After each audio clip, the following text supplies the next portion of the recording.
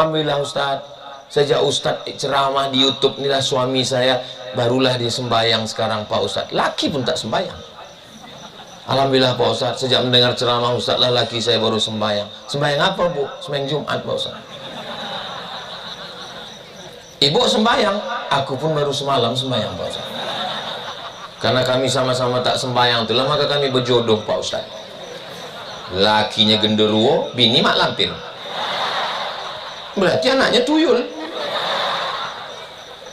Aku kok bodoh Pak Ustaz, aku kok jahil Pak Ustaz, tidak bisa baca Quran Pak Ustaz, tapi aku ingin anakku tidak bodoh macam aku. Itu orang tua yang mantap. Jadi sekarang banyak orang tua, aku kok bodoh Pak Ustaz, anakku mesti lebih bodoh dari aku. Kenapa mesti belajar sifat 20? Allah tidak pernah membatasi sifatnya cuma 20. Sifat Allah ratusan. Kenapa mesti dibatasi 20? Waang kalau bongak surang. Jangan ajak orang lain ikut bongak. Sifat 20 itu bukan batasan sifat Allah. Sifat 20 itu disusun ulama untuk menseleksi segala yang dianggap Tuhan tapi tidak layak disebut sebagai Tuhan. Karena bagi orang awam tak bisa membedakan mana Tuhan, mana hantu. Tuhan. Itu membawa acara udah direkam tadi, nanti diupload di internet, di YouTube, di TikTok, insya Allah. Ustadz Abdul Somad ceramahnya pakai bahasa Melayu, pakai bahasa Indonesia, pakai bahasa Minang, tapi nanti alumni Basma ceramah pakai bahasa Inggris, insya Allah. Ladies and gentlemen, kepala beku di stempel semen. Let's thank to God Allah, give us His blessing, and let's thank to our Prophet Muhammad, peace be upon him, bring us from the darkness to the lightness. Rupanya kalau habis makan ikan tapah kok lancar bahasa Inggris awak. Tapi ibu yang dimuliakan Allah SWT, kalau aku ceramah pakai bahasa Indonesia tidak paham Donald Trump, tapi kalau alumni Basma ceramah pakai bahasa Inggris, sampai ceramahnya di Gedung Putih ditonton deh Presiden Amerika. Bertanya ke stafnya, who is this? This is Muslim scholar. Where he come from? Dari mananya tiba? From Rokan Hulu. Wow, amazing. Kill him. Bunuhnya gitu. Anak Basma tidak takut pada kematian, karena bagi mereka ish kariman au mut syahidan, hidup mulia atau mati syahid. Betul? Pasukan berani mati, takut lapar. Jadi banyak kini kok orang memasukkan anaknya kalau ke SMP, bangga. Anak bapak di mana? SMP negeri.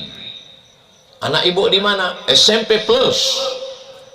Anak ibu dia tidak lulus SMP potong, masuk pesantren aja. Dianggapnya pesantren ini pembuangan. Dianggapnya pesantren tong sampah. Sekarang saya tanya, bahasa Inggris itu perubahan katanya paling banyak 5, 5 paling banyak. Contoh, kill, killing, killer, cuma ompeknya. Kill, killing, killer, kill membunuh, killer tukang bunuh, killer sudah membunuh, killing sedang membunuh. Adonan 5 Pak Ustaz. Go, going, gone, goes, when. 5 nya cuma. Tapi coba bahasa Arab. Zahaba, zahabu, zahabat, zahabna, zahabta, zahabtuma, zahabtum, zahabti, zahabtuma, zahabtuna, zahabtu, zahabna. Berapa aku? Sampai boleh? Itu baru fi'il madhi. Fi'il madhi itu past tense. Belum lagi fi'il mudhari, present and future. Yadhhabu yadhhabani yadhhabuna tadhhabu tadhhabani yadhhabna tadhhabu tadhhabani tadhhabuna tadhhabina tadhhabani tadhhabna adhhabu nadhhabu. Sampai boleh 28. Dhahaba yadhhabu dhahaban dhahibun madhhubun idhhab la tadhhab madhhabun madhhabun midhhabun. Makanya kalau ada anak tak lulus di SMP dimasukkan ke pesantren, gilo. Pesantren ini bukan kaleng-kaleng, guys. Kadang orang nggak paham, tidak tahu dia. Dianggapnya apalah orang di pesantren itu hanya ngaji-ngaji saja. Pesantren itu diperlukan otak yang besar 3 tera. Maka kalau cuma 2 giga, ada di SMP aja lah. Jangan main-main sama anak pesantren. Itu baru perubahan katanya, baru perubahan kata. Kalau dalam bahasa Arab, sarrafa yusarrifu tasrifan, artinya berubah katanya. Semua berubah, semua berubah. Daraba yadribu darban, daribun madrubun, idrab la tadrab, idrib la tadrib, madrabun madrabun midrabun. Semua berubah. Yang nggak berubah itu satu, perasaan aku ke kamu. Ke kamu itu maksudnya ke Allah. Kau baru kelas 1 kamu. Itu baru perubahan kata.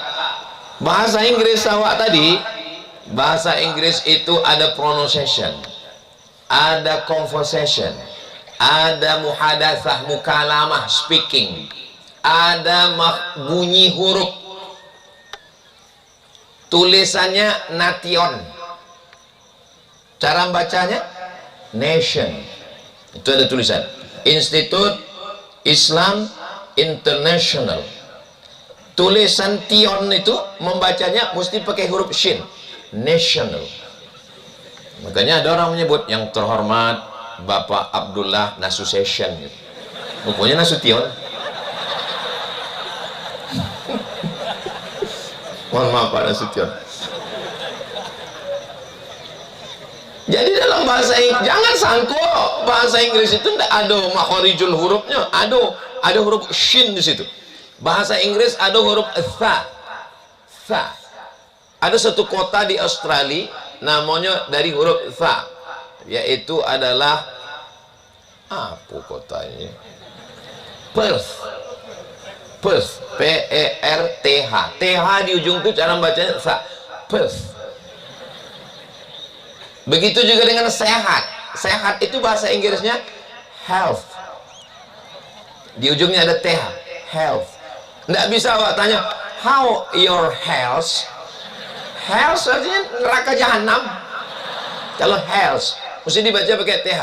How your health today?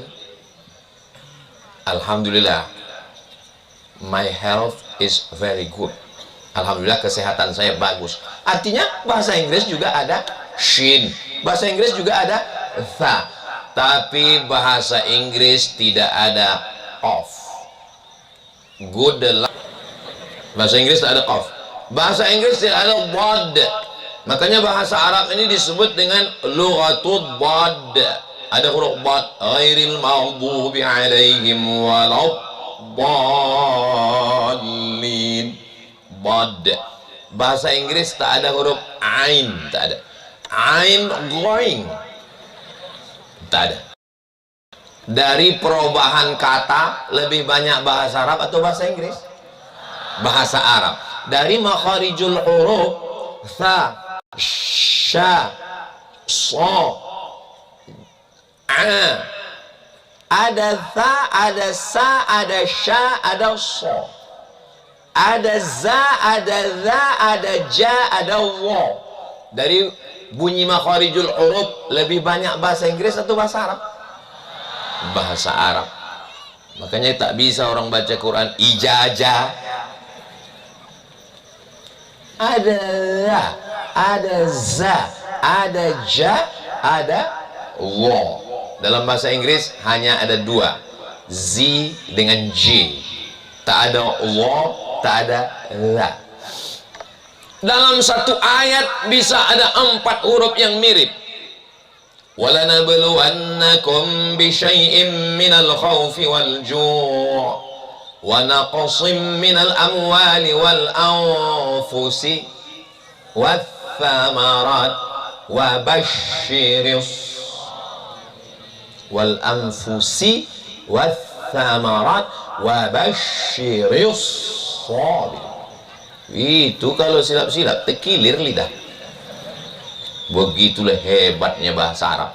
Luluslah anak Indonesia mengambil jurusan bahasa Arab ke Sudan sebanyak 4 orang dari seluruh Indonesia. 1 orang yang lulus itu dari Riau. Hebat tak orang Riau? Namanya Pak Ahmad Syah, ketua jurusan saya dulu waktu di IAIN sebelum saya ke Mesir. Sampai ke Sudan, dia udah dosen ini. Dia cerita ke saya, ke kami mahasiswanya. Sampai di Sudan rupanya disuruh belajar makharijul huruf, dan satu kelas itu salah semua, menyebut huruf fa. Diambil kapas, diletakkan ke tapak tangan, disuruh menyebut huruf fa. Fa, fa. Satu kelas salah. Kenapa? Karena ketika hurufnya keluar, kapasnya terbang. Fa, salah. Jadi yang betul macam mana, Ustaz? Yang betul adalah anginnya keluar duluan, baru hurufnya keluar. Bukan fa, salah. Keluar anginnya dulu, baru hurufnya keluar. Kapasnya terbang dulu, baru hurufnya. Sampai sehalus itu bahasa Arab itu. Makanya yang paling fasih mengucapkan bahasa Arab tidak ada lain, tidak bukan adalah Sayyidina wa Maulana wa Syafi'ina wa Zukhrina wa Qurrati Ayunina Muhammad sallallahu alaihi wasallam. Perubahan kata bahasa Arab. Bahasa Inggris ada, tak banyak. Makharijul huruf bahasa Arab. Bahasa Inggris ada, tak banyak. Bahasa kita sah, semua sah. Salah-salah pun tak salah, salah pun mengucapkannya tak orang paham. Siapa yang ceramah tadi? Saya suka Ustaz Somad. Paham, tidak berubah maknanya. Tapi dalam bahasa Arab kalau sampai berubah bunyi hurufnya, berubah maknanya. Ya muqallibal qulub, sabit kalbi. Sabit, tambatkanlah. Kalbi, anjingku. Ala dinik, dalam agamamu. Anjingnya masuk surga, urangnya masuk neraka. Yang betul itu pakai qaf. Ya muqallibal qulub, sabit qalbi. Bismillahirrahmanirrahim. Qul huwallahu ahad. Qul.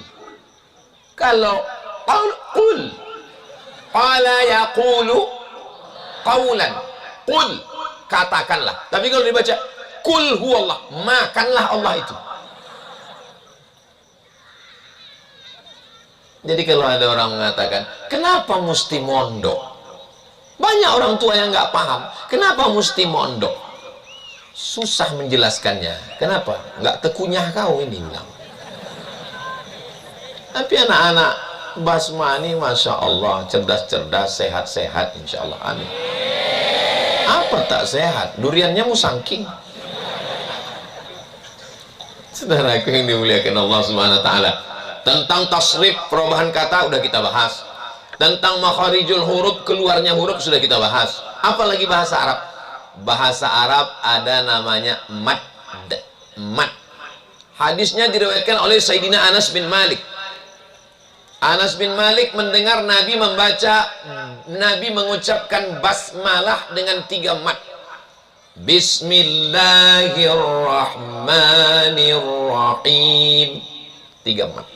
Mad artinya intonasi panjang suara. Dalam bahasa Inggris tak ada. Tak ada dalam bahasa Inggris welcome. Tak ada. Tak ada. Where are you going? Tak ada. Welcome. Where are you going? Bahasa Indonesia pun tak ada. Panjang pendek itu tak masalah. Tapi dalam bahasa Arab berubah panjang pendek, berubah makna. Aina tadhhabu ya akhi? Ana adhhabu ilal matar. I am going to rain. The meaning of matar is rain. Matar kok hujan. Hujan lobek, wazir. Tapi kalau pakai alif, aina tadhhabu ya akhi? Ana adhhabu ilal matar. I am going to airport. Matar, airport. Matar, hujan. Dari airport jatuh ke hujan. Hanya gara-gara hilang alif. Tak ada dalam bahasa Inggris. Bahkan matnya itu ada mat 1, mat 2, mat 3. Ulaika ala hudam min rabbihim. Tak sama panjangnya dengan alhamdulillah. Tak sama panjangnya dengan waladdallin. Jadi bahasa Arab ini memerlukan ketelitian, kecerdasan, kecermatan, perhatian, kesadaran yang tinggi. Untuk apa Ustaz jelaskan ini? Supaya bapak ibunya yang anaknya sudah mondok ini paham dia bahwa anaknya itu belajar serius. Jangan datang menjenguk anak cuman nanya, sudah habis ikan teri? Anakmu di sini belajar serius, maka berikan dia semangat. Ikan teri semangat juga. Tambah bumbu pecal sama ikan salai. Makharijul huruf sudah. Panjang pendek mat sudah. Perubahan kata sudah. Adonan kompek nanda ado dalam bahasa Inggris. Mohon maaf Ustaz ya, bukan menyepelekan bahasa Inggris. Bahasa Inggris Ustaz koha, mantap. Ini untuk memberi motivasi ke adik-adik Ambogo. Saya sebetulnya mau menyebut anak-anak saya, tapi rasanya umur kita nggak terlalu jauh. Jadi my brother, ya akhi fil Islam. Nang keompek adalah, keompek tadi kan? Makharijul huruf, mad, tasrif. Yang keompek adalah bahasa Arab ado baris atas, baris bawah, baris sukun, baris dhammah. Itu tidak ada dalam bahasa Inggris. Ra'aitu Muhammadan, marartu bi Muhammadin, hadza Muhammadun. Mana ada dalam bahasa Inggris? This is Muhammadun. Khabar marfu'un wa alamatu raf'ihi dhammatun dhahiratun fi akhirih. Ra'aitu Muhammadan. Maf'ulun bih mansubun wa alamatun nasbihi fathatun dhahiratun fi akhirih. Enggak ada. This is Muhammadun. I see Muhammadan. I'm walking with Muhammadin. Enggak ada. Muhammadan, Muhammadin, Muhammadun itu hanya ada dalam bahasa Arab. Ada orang melapor ke saya. Ustadz, ada Ustadz di kampung kami. Apa kata dia? Muhammadun tidak boleh dirubah. Pokoknya selamanya Muhammadun. Asyhadu anna Muhammadun Rasulullah. Ada tempatnya. Tak boleh menyebut nama, menjaga kode etik jurnalistik. Apa pendapat Ustadz tentang buya kami kok? Bongak katamu.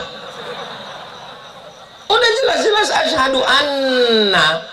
Anna itu kan tansibul isma wa tarfa'ul khabar. Allahu. Tapi kalau sudah masuk innallaha masuk waw ataf wa malaikatahu yusalluna 'alan nabiyyi majrur bi harfil jar wa alamatu jarrihi kasratun dhahiratun fi akhirih. Itu tidak ada dalam bahasa Inggris, Besti. Untuk apa Ustaz jelaskan ini? Saya mau supaya yang belajar bahasa Arab ini serius, jangan rendah diri, jangan nggak pede, jangan merasa tidak punya keyakinan bahwa kita belajar bahasa Arab, bahasa yang hebat, bahasa yang sempurna, bahasa yang dipilih oleh Allah Subhanahu wa Ta'ala untuk menjelaskan ajaran agama Islam. Mudah-mudahan anak-anakku, adik-adikku sekalian, bahasa Arabnya mantap, bahasa Inggrisnya juga oke, karena kalian belajar di kampus internasional. Amin ya Rabbal.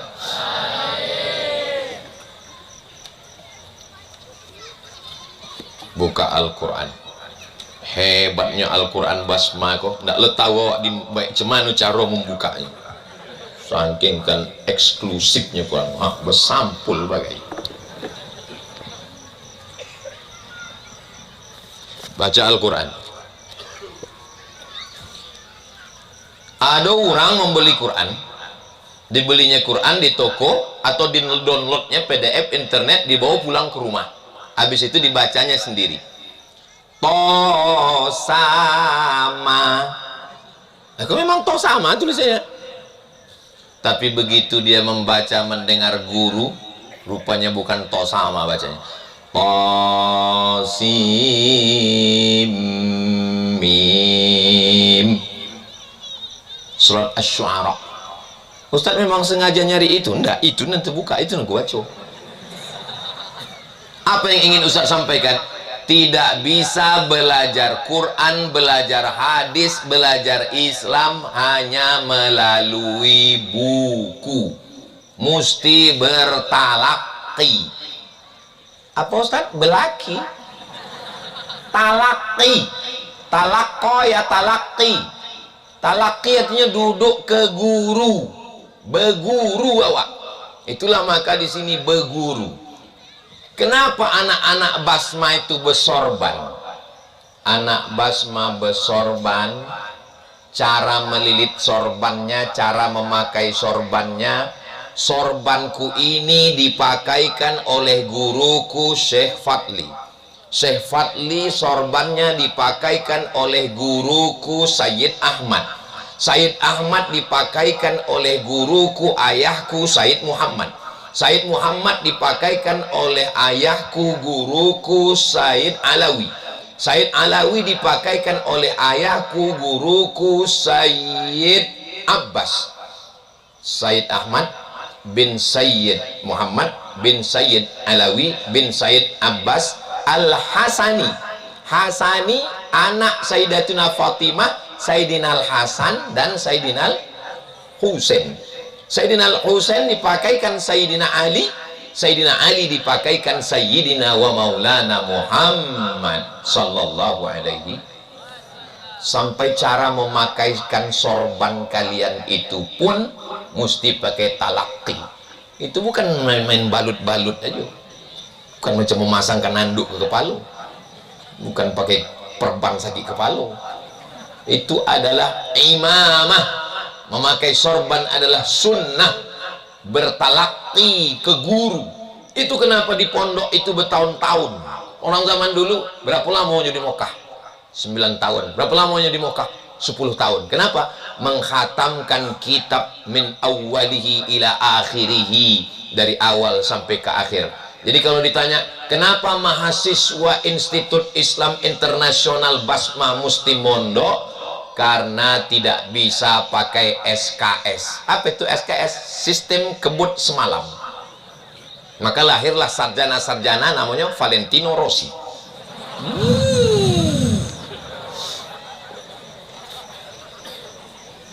Bagaimana supaya anak ini bisa baca kitab?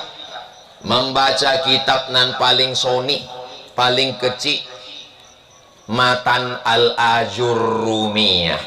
Habis khatam Al-Ajurrumiyah, naik Kawakib Durriyah. Khatam Kawakib Durriyah, naik Al-Imriti. Khatam Al-Imriti, naik Alfiyah Ibni Malik. Khatam Alfiyah Ibni Malik, baru baca syarah-syarahnya. Setelah melewati proses-proses ini, barulah mereka bisa baca kitab. Maka di kepala anakku sekalian, di kepala kalian ini adalah kitab.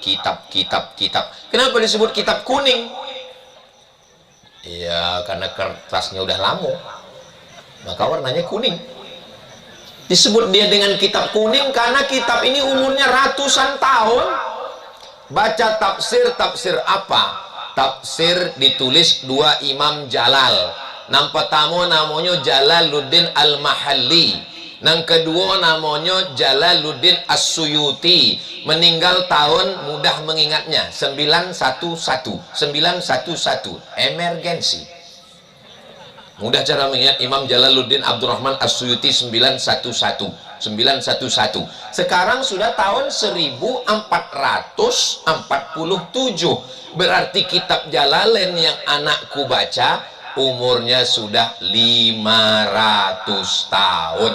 Karena kitab itu umurnya sudah 500 tahun, maka warnanya kuning. Karena kertasnya terbuat dari kertas ubi, maka disebut dengan kitab kuning. Sampai ke Mesir beli toko buku putih. Loh, kok bukunya putih? Istilah kitab kuning itu artinya kitab klasik. Gigi pun kalau lama kuning, namun nak digosok. Baca kitab hadisnya kitab apa? Kitab hadis yang kami baca Riyadhus Shalihin min kalami Sayyidil Mursalin. Siapa nama penulisnya? Imam Muhyiddin Abu Zakaria Yahya bin Sharaf An-Nawawi. Imam Nawawi itu tahun berapa meninggalnya? 676. Masuk larang kau kemuliaan Abu.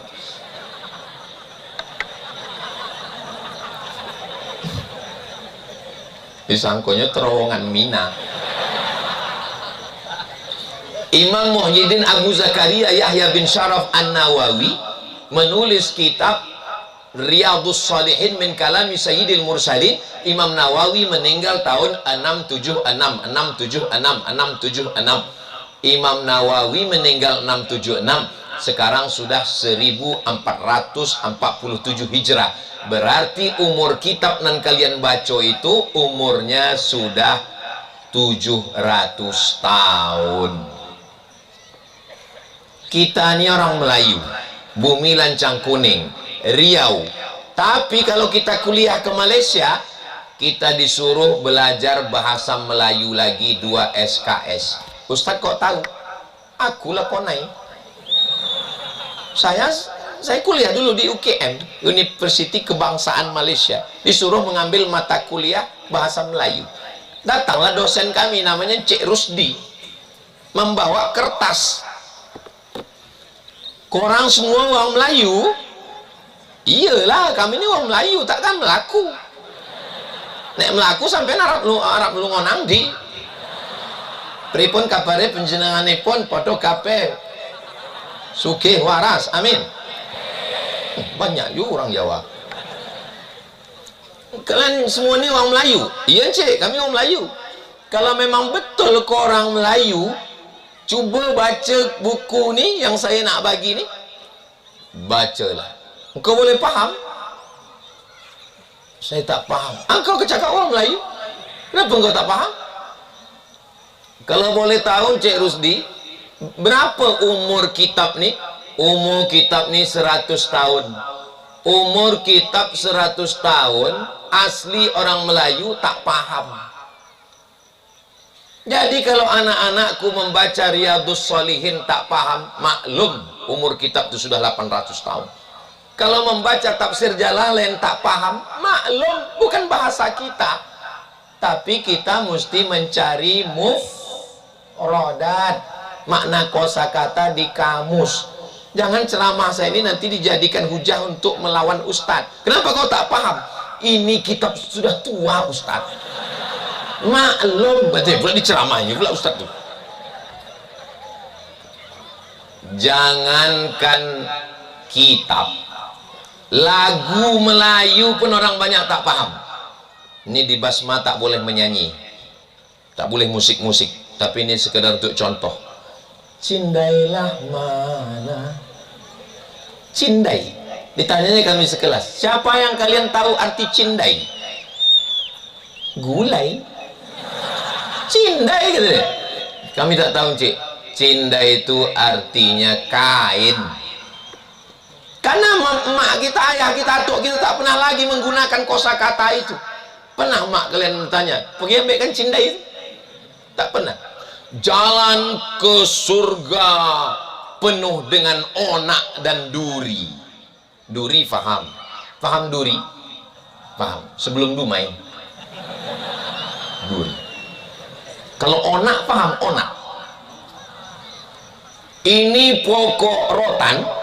Di ujung itu yang paling banyak duri, itulah onak. Jalan menuju surga penuh bunga, jalan menuju neraka onak dan duri. Maksudnya banyak ranjau-ranjaunya. Saya cuma mau ngasih tahu, kalau adik-adik nanti baca kitab mufradatnya sulit, susah, payah, ribet, jelimet, jangan kesambet. Karena kita memang sedang berjuang membaca kitab kuning ini. Membaca kitab tidak bisa langsung kitab besar. Dari kecil dulu fikih, matan takrib. Tak paham matannya, baca syarahnya, Fathul Qarib. Begitu juga dengan akidah, tak bisa langsung kitab besar, matannya dulu, Aqidatul Awam. Aqidatul Awam ini siapa yang mensyarahnya? Sayyid Muhammad Alawi bin Abbas Al-Hasani Al-Maliki. Beliau mensyarah, datang murid beliau Kiai Ihya dari Malang menulisnya. Itulah dia namanya Jala'ul Afham Syarah Aqidatil Awam. Kenapa mesti belajar sifat 20? Allah tidak pernah membatasi sifatnya cuma 20. Sifat Allah ratusan. Kenapa mesti dibatasi 20? Waang kalau bongak surang. Jangan ajak orang lain ikut bongak. Sifat 20 itu bukan batasan sifat Allah. Sifat 20 itu disusun ulama untuk meseleksi segala yang dianggap Tuhan tapi tidak layak disebut sebagai Tuhan. Karena bagi orang awam tak bisa membedakan mana Tuhan, mana hantu. Tuhan. Ada orang mengaku Tuhan di India, rambutnya keriting macam brokoli, rambutnya keribu, digini-ginikannya tangannya keluar emas, digini-ginikannya mulutnya keluar emas, disembah orang. Datang orang Amerika, datang orang semua menyembah dia, mengatakan dia Tuhan. Namanya Sai Baba. Bagi orang yang belajar sifat 20, tumbang dia, kena pada pasal 2, wujud qidam. Apa arti qidam? La awwalalah. Qidam tidak berawal, sedangkan si Sai Baba ini berawal. Ada maknya, lahir dia. Maka kalau dia berawal berarti dia bukan Tuhan. Putus dengan pasal. Aku sangko Sai Baba datang, rupanya drone. Saudara yang dimuliakan Allah Subhanahu wa taala, wujud, qidam, baqa. Apa arti baqa? La akhira lahu. Tidak ada akhirnya. Sedangkan dia mati sudah. Petinya dari kaca, masuk sudah ke tanah, dimakan cacing pita. Wujud, qidam, baqa, mukhalafatuhu lil hawadis. Tak sama dengan makhluk. Ada artis di Jakarta bersemedi, pejamkan mata, tarik napas, tarik, tahan, yang keluar dari bawah. Waktu dia sedang bersemedi itu katanya dia naik ke langit, berjumpa dengan Tuhan, warnanya hitam. Orang yang jahil ikut menyembah, ikut semua. Orang kalau belajar sifat 20 kena dia pasal yang keempat, wujud, qidam, baqa, mukhalafatuhu lil hawadis. Tidak sama dengan makhluk. Pejam mata nampak hijau, merah, kuning, kelabu, berarti balonku ada 5. Mukhalafatuhu lil hawadis. ma khatara bibalik fallahu laisa kadzalik. Ma khatara bibalik fallahu laisa kadzalik. Apa yang terlintas di hati dan pikiranmu, Tuhan tidak seperti itu. Kebetulan yang mengajarkan kami kitab Tauhid Ad-Dasuqi ala Ummil Barohin itu tamat dari Purba Mustafawiyah, namanya Ustadz Hafiz Yazid. Waktu dia menjelaskan itu, ma khatara bibalik fallahu laisa kadzalik. Aha saja nan terlintas di pikiranmu, Allah indah dong seperti itu. Jadi orang masuk ke pondok ini tidak hanya sekedar anaknya mau, tapi juga orang tuanya mensupport. Adik-adik di Basma ini sebulan boleh dikunjungi orang tua, boleh ditengok orang tua, boleh. Sebulan berapa kali? Sekali. Oh, saya dulu mondoknya di Deli Serdang, Sumatera Utara. Emak saya tinggalnya di Riau. Dari Riau ke Deli Serdang berangkat jam 5 subuh sampai jam 5 sore. Berangkat jam 5 sore sampai jam 5 subuh, naik Sampagul sampai hilang pinggul begoyang. Satu lagi nama bisnya SDH Sipiro Dolok Hole. Sudah hilang udah mobil itu, macam dinosaurus. Saya dijenguk emak saya setahun sekali. Jadi kalau ada orang-orang tua yang komplain, kenapa kami tak boleh menjenguk anak saya? Ikutkan saran saya, kasih dia hukuman, jenguk setahun sekali. Setuju? Tidak gitu.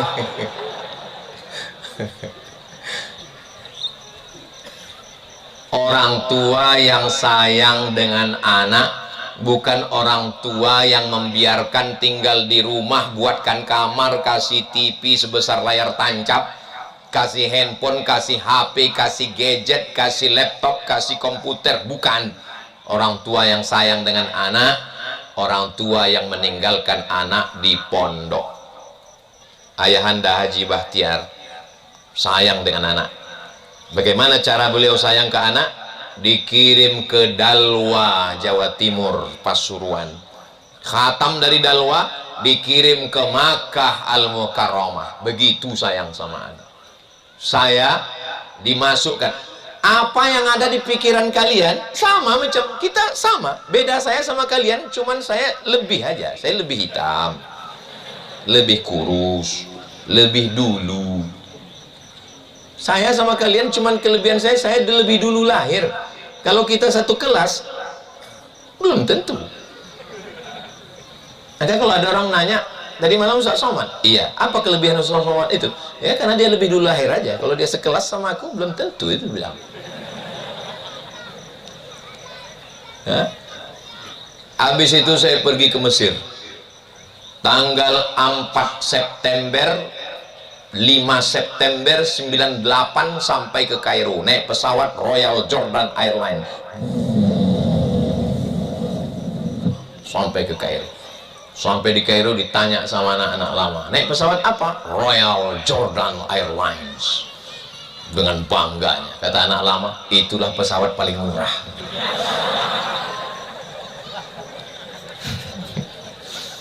Empat tahun tak balik.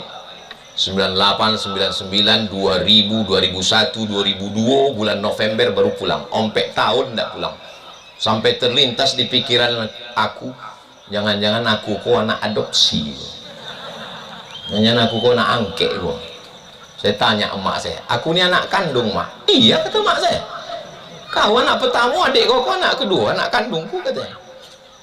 Aku nih mak sudah punya anak, rindu aku sama anakku, ku tinggal sehari rindu. Aku sampai tahun di Mesir, rindu mak ke aku. Rindu kata mak saya. Jadi macam mana cara mak menghilangkan rindu? Ku cari budak-budak sonik nan hitam macam kau. Anak-anak tetangga yang hitam macam kau, aku bawa ke rumah, ku kasih makan, ku bolikan kain, ku bolikan baju, ku sapu kepalanya. Hilang terobati rindu. Jadi jangan sangka kalian di sini, ibu ayah kalian di rumah nggak rindu. Rindu, sayang mereka. Saya tidak mau ada santri yang tiba-tiba jam 6 sore duduk di bawah pokok sawit merenung, akhirnya kemasukan setan. Kalian adalah anak-anak yang disayang. Aku mak kenapa dulu dimasukkan ke pondok? Aku dulu kenapa dikirim ke Mesir? Kenapa mesti berpisah? Karena kalau kau di rumah kau jadi hantu. Orang tua yang sayang dengan anak bukan yang diletakkan di celah ketiak. Orang yang sayang dengan anak jauh-jauhkan, sayang dengan anak tinggal-tinggalkan, sayang dengan anak pukul-pukulkan. Tapi jangan sampai bongkak. Ini adik-adikku sekalian, anak-anakku sekalian, kalian adalah orang yang disayang. Sekarang saya punya anak saya wajib pondok. Sekarang saya punya keponakan saya wajib mondok.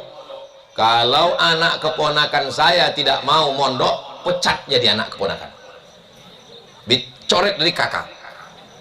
Oh, kejam Ustaz Somad ini. Saya tidak kejam. Daripada nanti kita hancur dunia akhirat, lebih baik menderita sekarang. Cakap saya ini betul tak betul? Kok ada yang bilang tak betul, berhenti saya. Siapa di antara bapak ibu di Rokan Hulu, di Riau, di Indonesia kok, di Nusantara kok, yang sanggup membangunkan anaknya jam 3 subuh, tahajud, baca kitab, murojaah, ngapal Quran, berzikir, ratib al-haddad, ratib al-attas, hizbul bahar, hizib nawawi, sarapan pagi, masuk kelas, zuhur berjamaah, masuk sore, baca kitab, istirahat, olahraga, jam 5:30 persiapan mandi ke masjid, maghrib, isya, makan malam, jam 10 malam baru tidur. Tidak main handphone, tidak nonton TV, tidak buat dosa, tidak maksiat. Bahasa Arabnya mustahil. Nggak ada orang tua yang sanggup melakukan itu. Ustadz Somad kan ustadz, ya saya ustadz, sanggup ustadz melakukan itu, saya pun tak sanggup. Karena saya tak sanggup lah, maka saya meletakkan anak saya ke pondok. Di pondok dia aman, karena di pondok dikawal oleh para ustadz dan ustazah, didoakan di tahajud malam, dizikirkan, diamalkan, dituajuhkan. Orang tua hanya mampu. Alhamdulillah Ustadz, sejak Ustadz ceramah di YouTube inilah suami saya barulah dia sembahyang sekarang Pak Ustadz. Laki pun tak sembahyang. Alhamdulillah Pak Ustadz, sejak mendengar ceramah Ustadz lah laki saya baru sembahyang. Sembahyang apa Bu? Sembahyang Jumat Pak Ustadz. Ibu sembahyang, aku pun baru semalam sembahyang Pak Ustadz. Karena kami sama-sama tak sembahyang itulah maka kami berjodoh Pak Ustadz. Lakinya genderuwo, bini mak lampir. Berarti anaknya tuyul. Aku kok bodoh Pak Ustadz, aku kok jahil Pak Ustadz, tidak bisa baca Quran Pak Ustadz, tapi aku ingin anakku tidak bodoh macam aku. Itu orang tua yang mantap. Ini sekarang banyak orang tua, aku kok bodoh Pak Ustadz, anakku mesti lebih bodoh dari aku. Apa ibu yang dimuliakan Allah Subhanahu wa Ta'ala? Ustadz Somad nih kalau bercakap kasar dia. Saya tidak kasar, saya ini orangnya lembut, cuman sound systemnya mantap. Nah, asal saya bercakap menggema suara itu sana. Takbir. Kalau saya takbir itu berarti sudah 45 menit. Tadi saya berdirikan jam 9, sekarang jam 9:50. Ternyata kalau kita ngomong di depan santri yang alim, yang faqih, yang ikhlas, waktu itu begitu cepat berlalu guys. Ustadz pengalaman Ustadz ceramah pernah terasa waktu itu lambat betul. Pernah. Di mana? Waktu ceramah menjelang buka puasa. Oh, lama ini minta ampun. Makanya beberapa telepon yang tanya, Ustadz Somad, ya bisa datang ke kantor kami. Acara apa Bu? Acara apa Pak?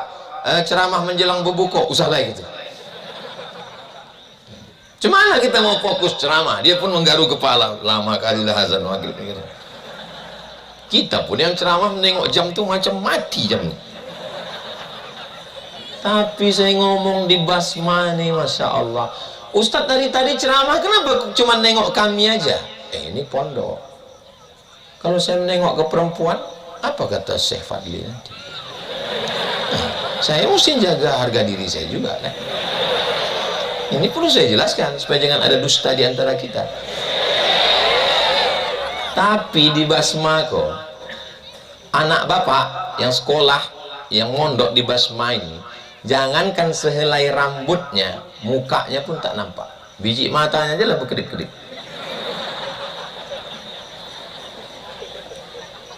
Dari ujung rambut sampai ke ujung kaki terjaga badannya, auratnya, rambutnya terpelihara. Maka kalau ada kalian yang pencemburu, yang tak ingin istri kalian itu pernah ditengok laki-laki, menikahlah dengan alumni Basma.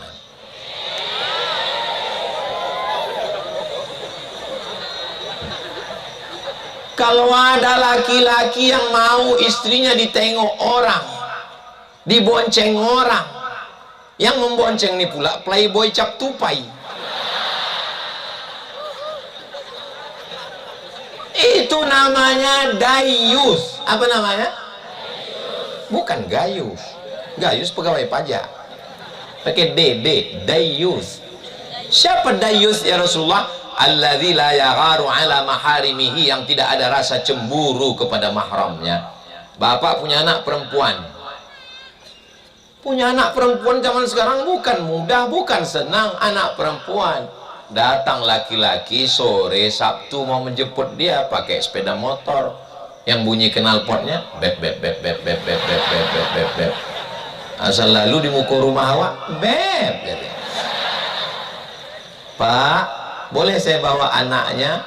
Orang tua dilema, mau diizinkan takut dosa, tak diizinkan takut tak laku.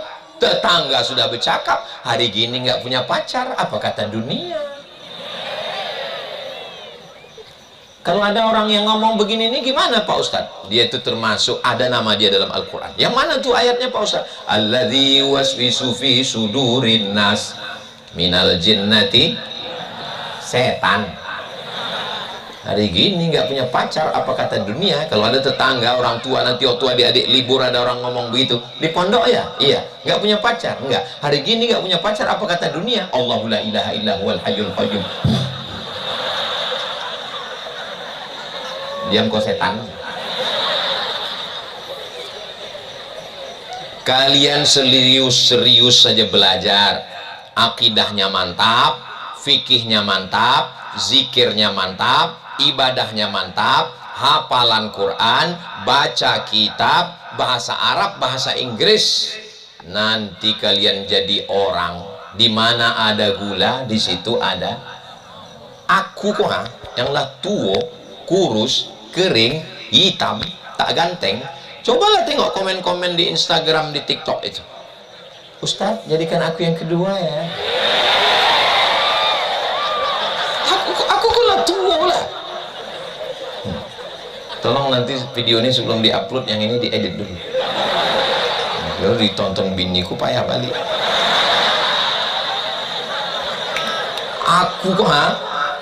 Aku kok yang kurus, hitam, pesek, kering, kerontang, masuk ke pesawat, itu disapa sama dia, Bapak nomor berapa? Pramugari tuh belum boy yang ingin bercakap sama aku. Sudah duduk ditanya, mau teh apa? Teh manis? Ya manis seperti aku. Apa lagi kalian yang ganteng-ganteng, yang muda-muda ini? Saya cuma mau ngasih tahu bahwa usia ini bukan masalah angka, tapi masalah rasa. Kalian serius aja belajar, sir ala barakatillah, berjalan. Ustadz dulu waktu kuliah ada cita-cita mau menjadi Ustadz Kabir itu ini, tidak ada. Kami hanya berpikir kuliah, belajar, baca, ngapal, ujian, lulus. Niat saya waktu itu tak banyak satu, aku mesti selesai S1, S2, S3, S teler, S cendol, S doger, S Bandung. Nanti kalau aku sudah dapat ijazah, aku ingin kerja, aku mau jadi dosen, aku dapat gaji, aku dapat duit, aku ingin membahagiakan orang tua.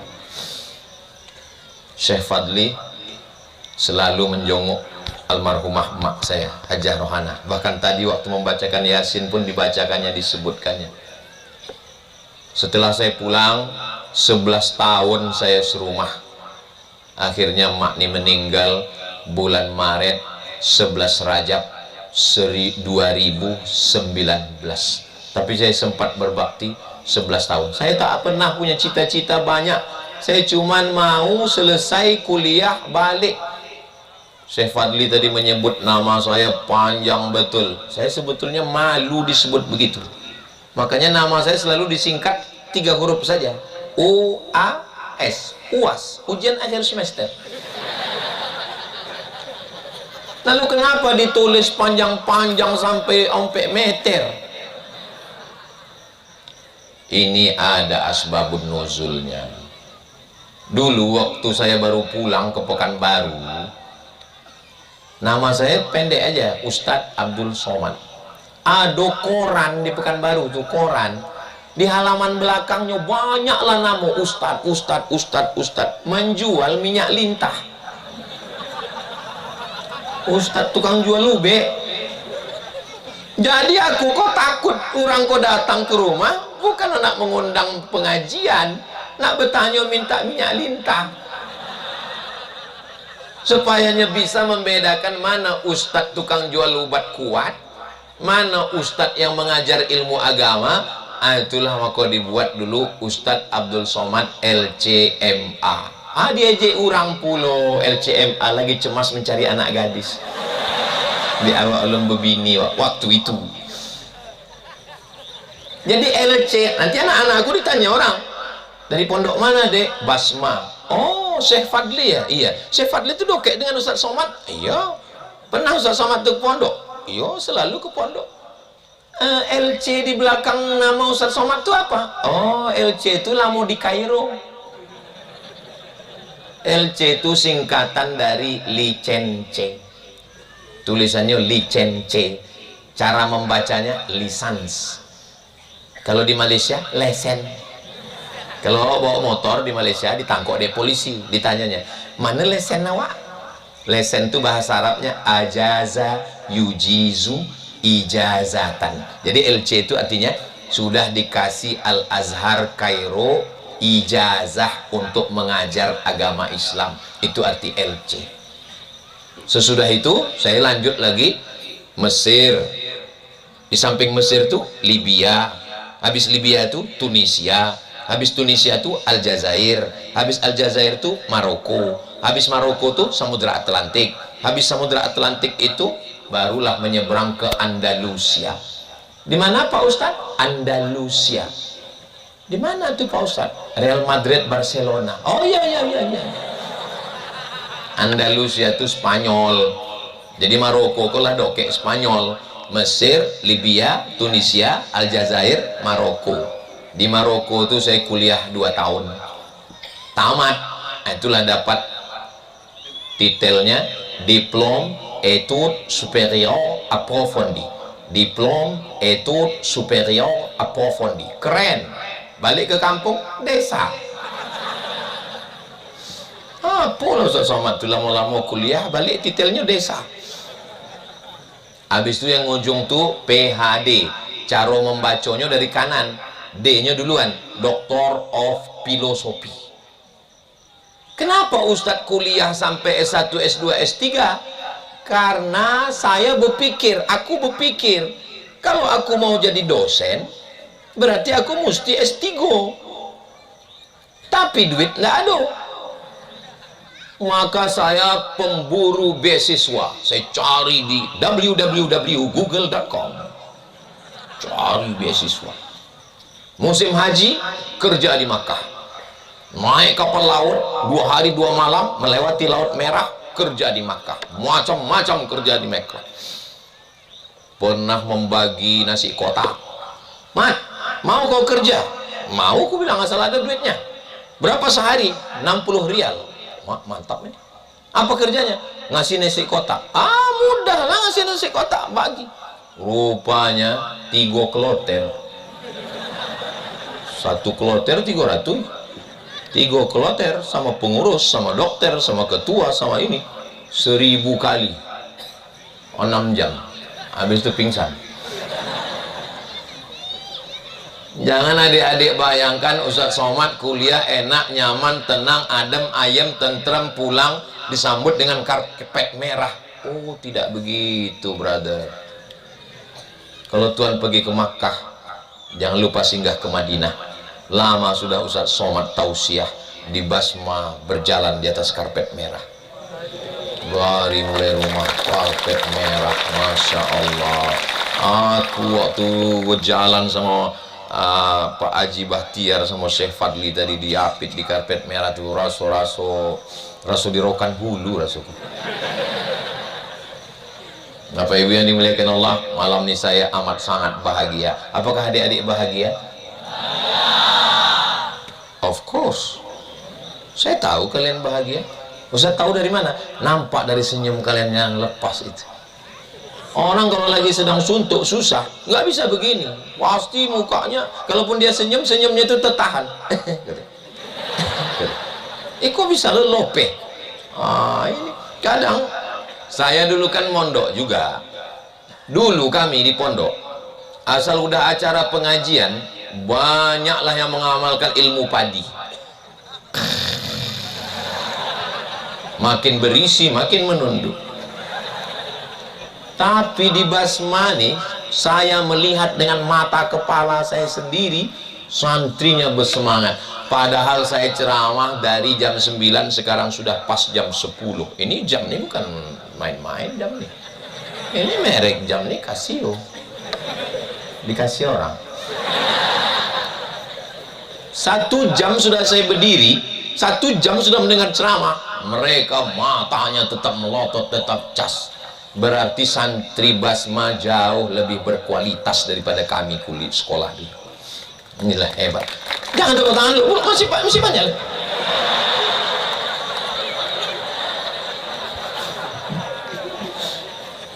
Aku pun pulang ke Pekanbaru tahun 2008. Jangan anggap pulang ke Pekanbaru disambut dari airport Sultan Syarif Qasim II. Tala'al badru alaina. Tidak ada yang menyambut satu. Saya pulang membawa map, mau mendaftar jadi PNS, pegawai negeri sipil. Sampai di kantor Kementerian Agama di Kampar Bangkinang, ditulislah di map saya itu 62. Kutanya, Pak, yo, apa maksud 62 di mapku kok? Kau orang nan ke 62 ingin jadi PNS kok. Oh, aku ke 62 ya. Berapa orang yang lulus, Pak? Surang.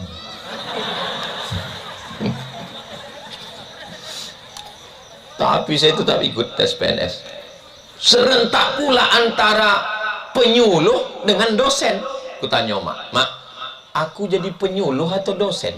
Kau S2 jauh-jauh balik menyuluh juga lagi. Dibayangkannya suluh tuh macam di kampung awak tukang suluh durian. Kau udah jauh-jauh sekolah menyuluh juga lagi katanya. Jadi cuman dosen lah katanya. Dosen tuh mantap katanya. Aku pun ikut tes dosen. Tes bahasa Inggris, TOEFL, Test of English Foreign Language. Bahasa Inggris kecil lah. Tes bahasa Arab, awak lah mau di Arab. Tapi jangan sangkul lah mau di Arab bisa bahasa Arab. Untung pun lah mau di Arab. Udah, habis bahasa Arab, bahasa Inggris.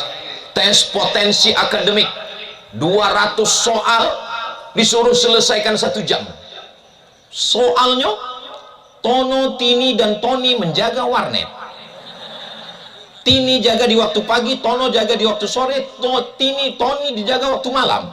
Tini dan Toni tidak bisa bekerja sama karena pernah pacaran. Jam-jam berapa saja mereka pernah bekerja sama?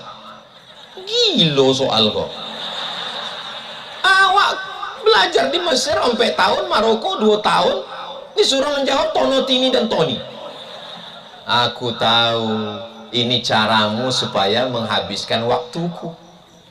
Itu taktik mereka supaya habis waktu awak, supaya tidak bisa menjawab. Maka saya jawab yang mudah saya jawab. Akhirnya lulus saya. Saya tanya, udah bisa saya jadi dosen? Belum. Apalagi? Tes mengajar. Oh, tes mengajar ini berat ini Pak Ustadz, katanya. Saya tanya, berapa orang mahasiswanya? 20 orang. Dalam hati saya khutbah Jumat 200. 20 orang kecil lah. Tapi tak saya bilang, dalam hati aja. Apa pelajarannya? Hadis katanya. Wah, masuk saya ke dalam. Al-hadithu ma udhifa ila Nabi sallallahu alaihi wasallam min qawlin aw fi'lin aw taqririn aw sifati khalqiyatin wa khuluqiyatin min ba'di wa miladihi ila bi'atsatihi ila wafatihi sallallahu alaihi wasallam. Saya pakai bahasa Arab semua supaya orang itu tak bertanya. Wah, atau bahasa Arab. Saya tengok orang itu terkagum-kagum nengok saya. Nampak dari tatapan matanya itu seolah orang dia berkata, "Wow," kata dia. Dah selesai. Saya tanya, udah lulus saya? Belum. Mesti menghadapi 3 guru besar. Oh, mak, guru besar. Oh, enggak tahu guru besar kan? Masuk ke ruangan, ku tengok gurunya Sony. Katanya guru besar. Rupanya makna guru besar itu profesor. Ah, profesor. Coba Anda berdiri, katanya. Aku pun berdiri. Coba menghadap ke kiri, katanya. Aku menghadap ke kiri. Coba menghadap ke kanan, katanya. Aku pun menghadap ke kanan.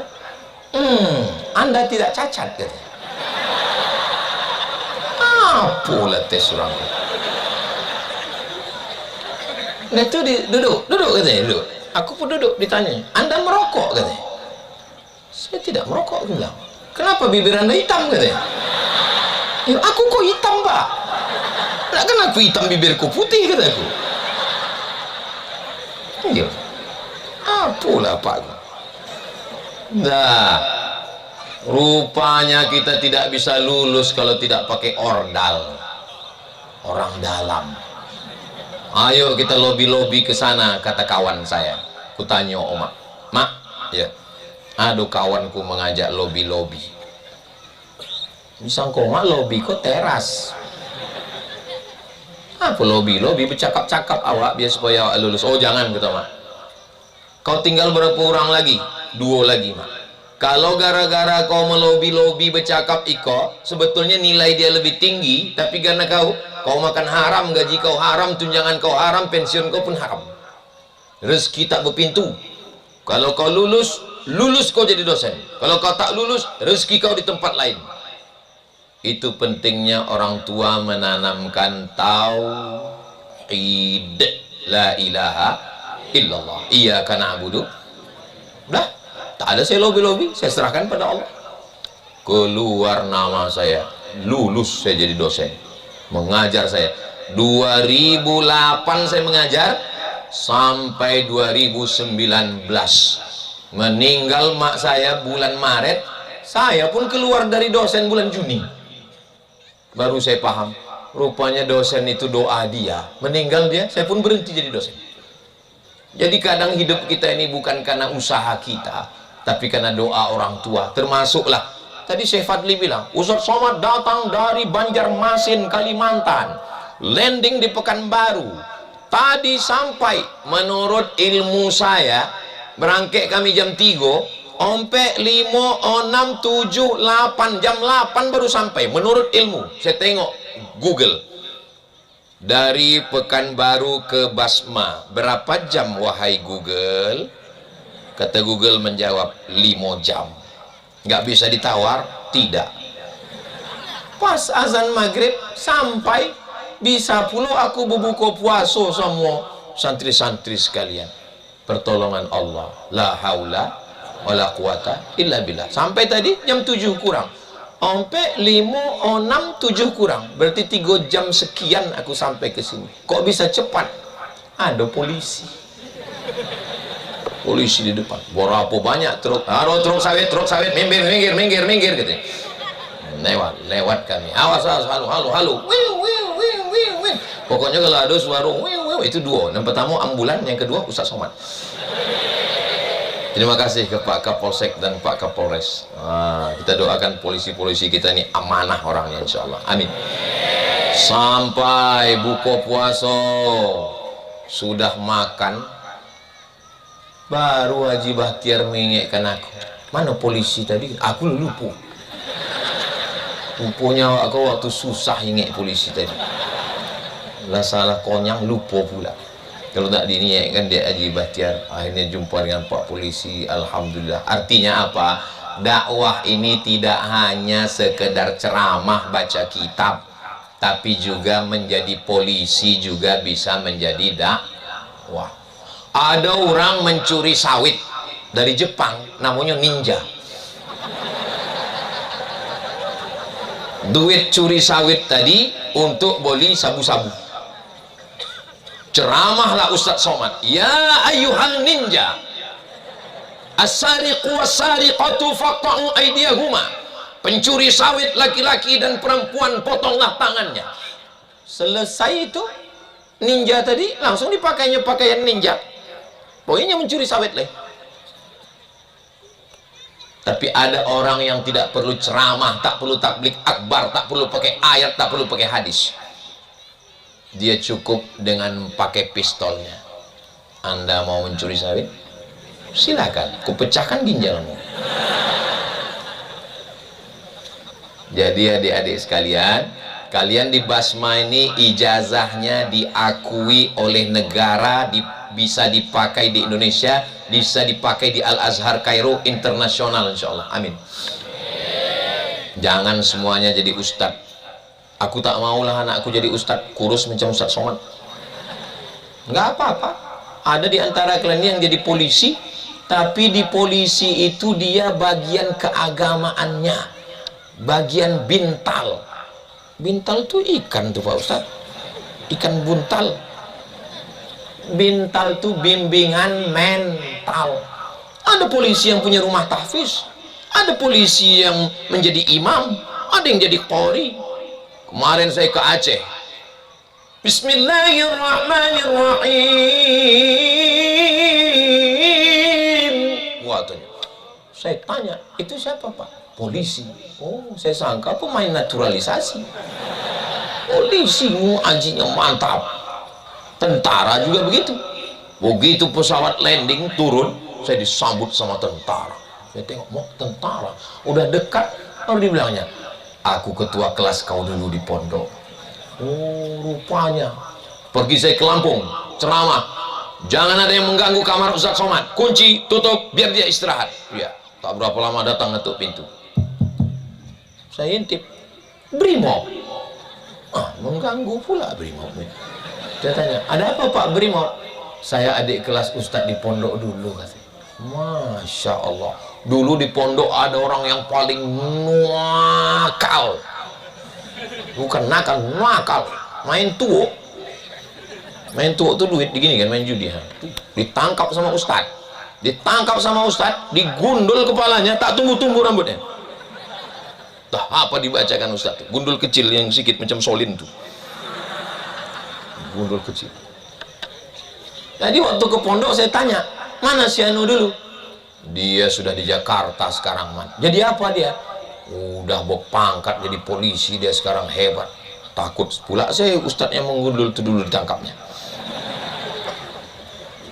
Jadi maksud saya, silakan anak-anakku sekalian jadi polisi, jadi tentara, jadi hakim, jadi pengacara.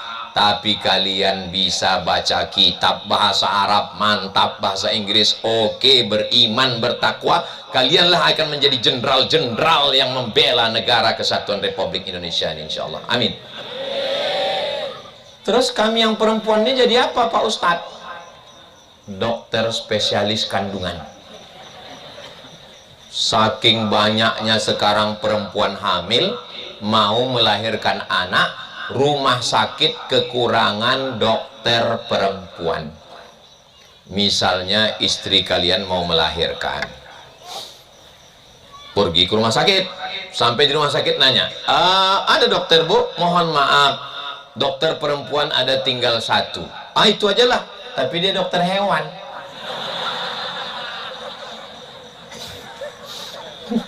Kalau yang dokter manusia Bu, ada tapi laki-laki. Saya ini bukan mengharamkan ke dokter laki-laki, tapi kalau pilihannya mati, mimdatema taya bawati, mati, kalau bisa sama dokter perempuan lah. Kira-kira kalau istri kalian dipegang dokter laki-laki, kalian cemburu atau tidak? Alah, macam punya istri aja. Yakin pula jawabnya itu cemburu. La ilaha illallah. Baru kelas 1 pondok. Ustaz Somad nih serba salah. Nanti nggak awak jawab, katanya nggak respon. Ini dijawab, diajeknya pula. Itu tanda sayang saya tuh ke kalian. Saya terus terang datang ke Basmani tidak rasa penceramah, ini rasa ngobrol dengan adik-adik aja. Kalau ceramah kan nggak gini, ceramah tuh serius. Assalamualaikum warahmatullahi wabarakatuh. Begitu dulu kami diajari public speaking. Salam itu katanya dari awal sampai ujung ke tengah. Assalamualaikum warahmatullahi wabarakatuh ke tengah. Begitu. Tapi saya dari tadi seperti ngobrol aja. Ternyata kalau kita terlalu serius, orang itu pun takut. Maka nanti kalian pulang kampung juga gitu, ngobrol, berkawan, berdakwah sambil cerita. Jangan kalian pulang kampung pas liburan nanti jumpa kawan, ya ayyuhalladzina kafaru. Nggak bisa begitu. Tetap ngobrol macam biasa ini sampai hati dia tertawan. Sentuhlah dia tepat di hatinya, dia akan jadi milikmu untuk selamanya. Berkelailah orang di kampung. Saya dijemput dari Pekanbaru, arah ke Lipat Kain, belok ke kiri, habis jalan aspal, masuk jalan tanah, habis jalan tanah, masuk jalan tikus. Ditinggalkan mobil, naik ojek kami ke dalam, sampai ke dalam. Dijemput dari Pekanbaru, pakai mobil sayur. Kita kan kalau tuh mau pamit tuh kan gini kan, assalamualaikum, dadah gitu kan, jalan. Pas sudah salaman dadah, mati mesinnya. Padahal udah dadah tadi. Ceramahlah di pedalaman, di dalam. Lalu saya tanya, Bapak masih ada yasinan di sini, Pak? Ada dulu, Pak Ustadz. Terus sekarang kami sudah nggak baca yasin lagi, Pak Ustadz. Kenapa nggak baca yasin?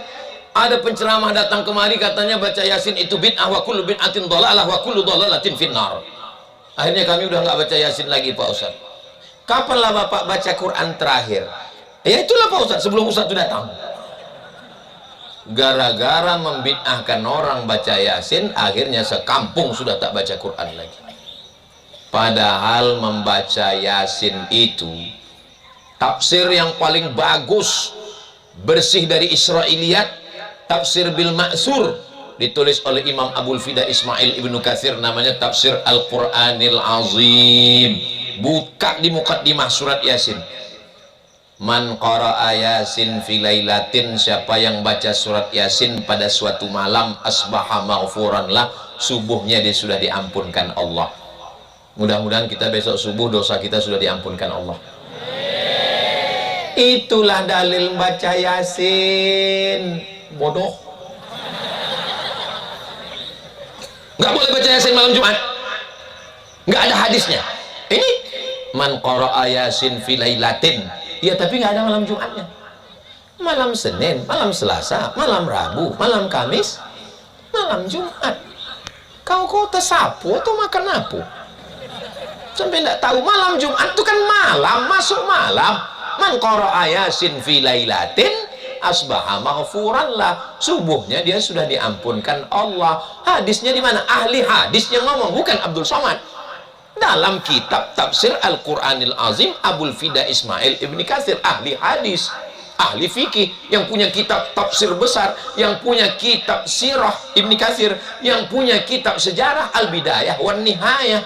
Bahkan ada ulama mengatakan Ibnu Katsir itu sudah mujtahid mutlak, tapi karena dia tawadhu, dia tetap ikut mazhab Imam Syafi'i. Membaca Yasin bersama-sama tidak boleh. Dalam kitab Majmu' Fatawa Ibni Taimiyah, dalam kitab Majmu' kumpulan fatwa Ibni Taimiyah, Apa kata Ibnu Taimiyah? Wa yustahabbu qiraatul idarah. Dianjurkan, boleh membaca Quran dengan qiraatul idarah. Contoh qiraatul idarah beberapa versi. Versi pertama, Qul huwallahu ahadunillahus samad. Disambung sama yang lain. Lam yalid wa lam yulad wa lam yakul lahu kufuwan ahad. Itu namanya qiraatul idarah. Versi yang kedua dibaca bersama-sama macam kita tadi. Yasin wal Qur'anil Hakim innaka laminal mursalin. Ibnu Taimiyah mengatakan boleh membaca Quran bersama-sama dalam kitab Majmu' Fatawa. Kenapa masyarakat ini sekarang tidak bisa membedakan? Karena mereka hanya nonton di YouTube, mendengar orang ngomong, tidak bisa baca kitab.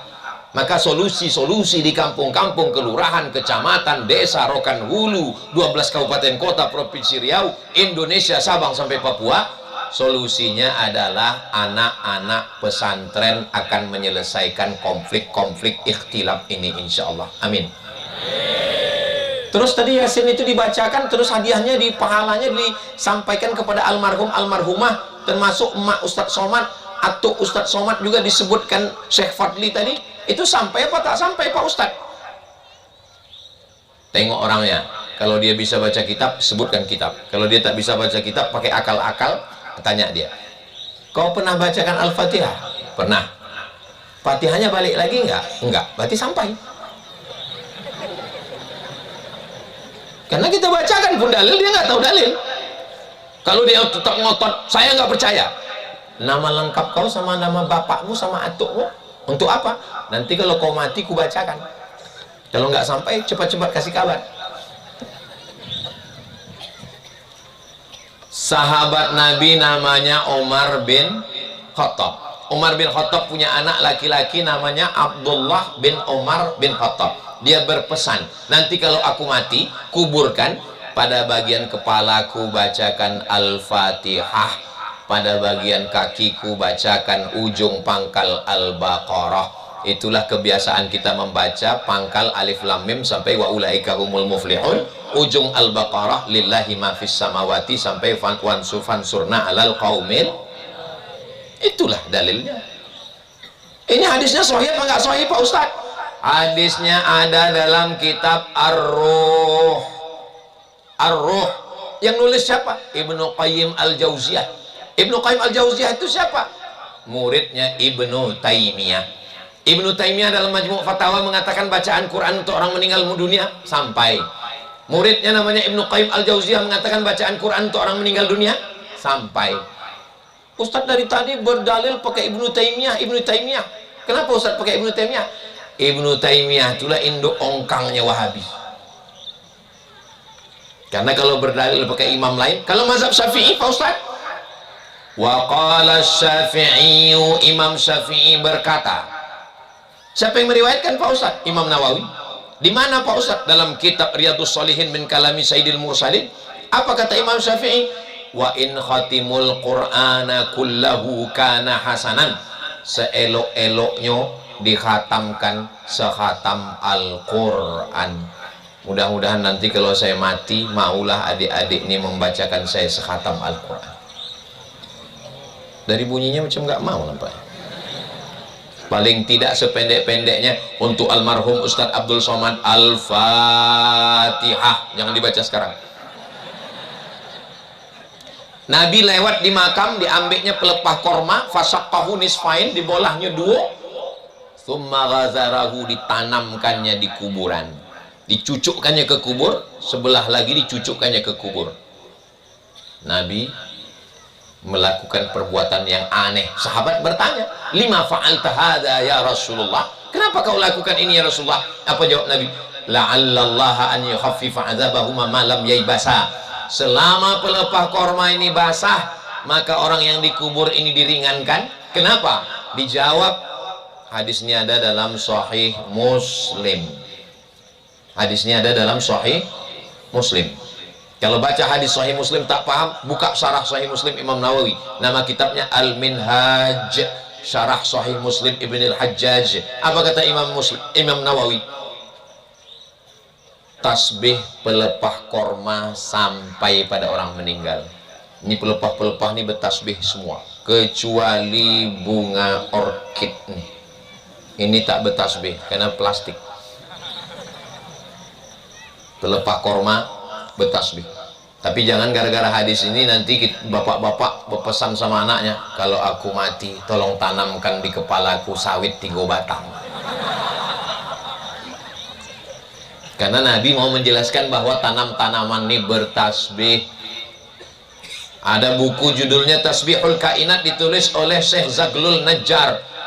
Makanya ketika kita menengok petir, kita mengatakan subhana man yusabbihu bihir ra'du wa bihamdi. Malaikat bertasbih, ataj'alu fiha man yufsidu fiha wa yasfikud dima wa nahnu nusabbihu bihamdika wa nuqaddi. Sudah. Pokok kayu bertasbih, kerikil-kerikil bertasbih. Itu maka kalau ziarah kubur, rumput-rumputnya itu jangan disemprot pakai racun. Dirapikan boleh, tapi kalau dicabut jangan. Kenapa? Karena tanam-tanaman pun bertasbih. Apa kata Imam Nawawi? Kalau tasbih pelepah korma saja sampai, apalagi bacaan Quran orang beriman. Itulah mengapa kita membaca Yasin. Yasin nggak sanggup Pak Ustadz. Qul huwallah 3 kali, Al-Falaq sekali, An-Nas sekali, Al-Fatihah sekali. Tak sanggup Pak Ustadz. Al-Fatihah sekali. Al-Fatihah pun tak sanggup, campakkan ke batang lubuh. Apalagi yang bisa kita balaskan untuk orang tua kita, guru-guru kita, kalau kita tidak bisa berbuat baik pada mereka. Oh, ini ceramah Ustaz Somad ini sudah melanggar kode etik. Di mana-mana Ustaz Somad ceramahnya 60 menit. Bisa pula di Basma ini dari jam 9 sekarang sudah jam 10.30. Ini karena semangatnya di depan santri-santri Basma yang luar biasa ini, insya Allah. Inilah yang dapat saya sampaikan. Selama saya ngomong ini banyak kata-kata saya menyinggung perasaan adik-adik, santri, bapak ibu semua. Maukah bapak ibu memaafkan saya? Akhirnya saya ucapkan selamat menunaikan ibadah puasa Ramadan 1447 Hijrah. Taqabbalallahu minna wa minkum shalihal a'mal. Mohon maaf segala kesilapan dan kekhilafan. Terima kasih kepada muassis ma'had, pimpinan pembina pondok yayasan, dan mudir ma'had Syekh Fadli hafizahullah wa ra'ah, mudah-mudahan panjang umur sehat badan. Kepada asatiz wal ustazat, at-tullab wa talibat, yasurruni an akuna ma'akum fi hadhihi lailatil mubarakah. Akhirnya saya tutup dengan pantun penutup, menangkap puyuh di Bukit Selasih.